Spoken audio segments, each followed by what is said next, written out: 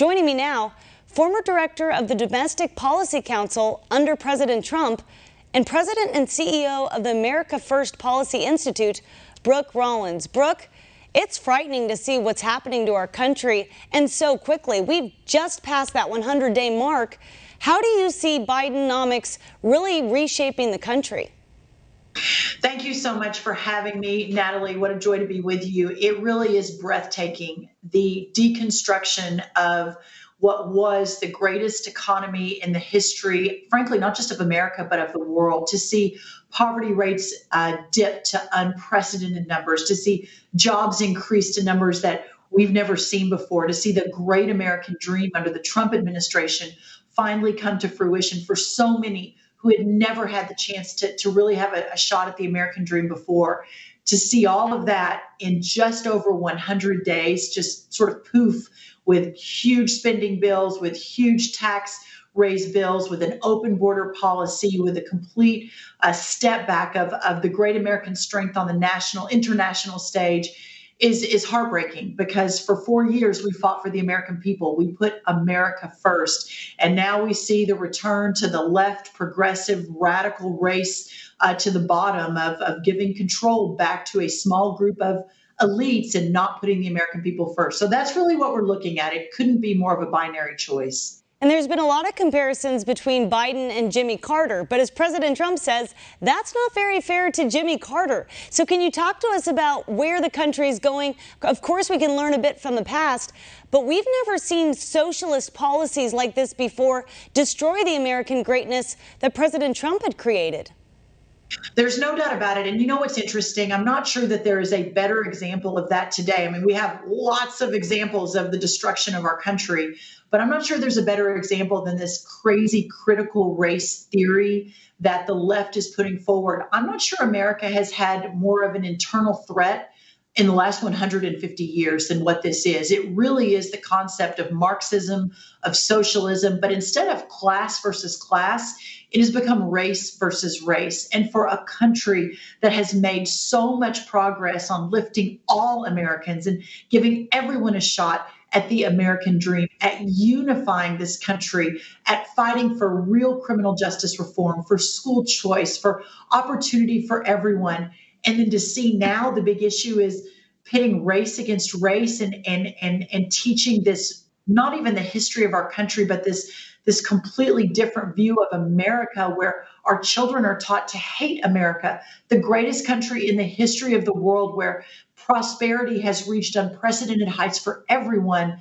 It's really remarkable. But I have real faith in the American people. I know that deep in everyone's heart, they know this isn't right. And I think we'll see it, and we are seeing the great awakening of America and of Americans to really what's happening on the left and why it's so important to get engaged. You're so right. They're spending so much time trying to get critical race theory into classrooms, racial sensitivity training inside businesses.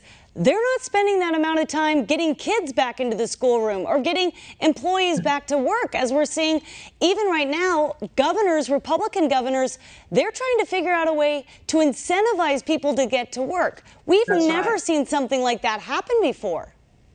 You know, to see the jobs numbers from the last time around, which were anemic, right? That the speculation was 1 million jobs. And listen, this is coming from my White House, from President Trump's White House, where every jobs report was a cause for celebration because we continued to exceed and exceed and exceed. And that meant real hope for real people in this country. It wasn't just a number on a chart. So that last jobs report, where we were expecting 1 million new jobs and only about 250,000 were reported, that's incredibly scary. And then you look at all of the jobs that are available. In my home state of Texas, there were 2 restaurants just 2 days ago that had a sign on the door that says, "We can't open because we can't find people to come into work." Well, we know why that is, because they're being paid more to stay home than to work. We've got millions of jobs available in this country right now.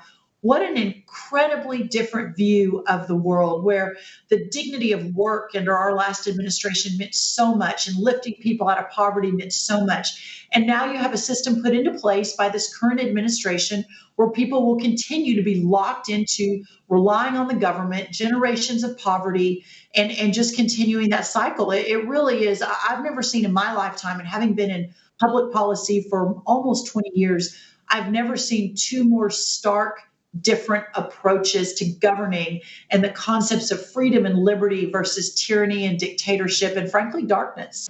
It's unbelievable to witness. And we had this great economic comeback that President Trump had positioned. All Biden had to do was follow on that foundation that President Trump and you all had built.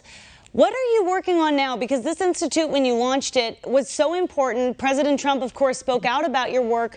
What's your main goal right now in terms of trying to help the people as the Biden administration's really just crushing the people?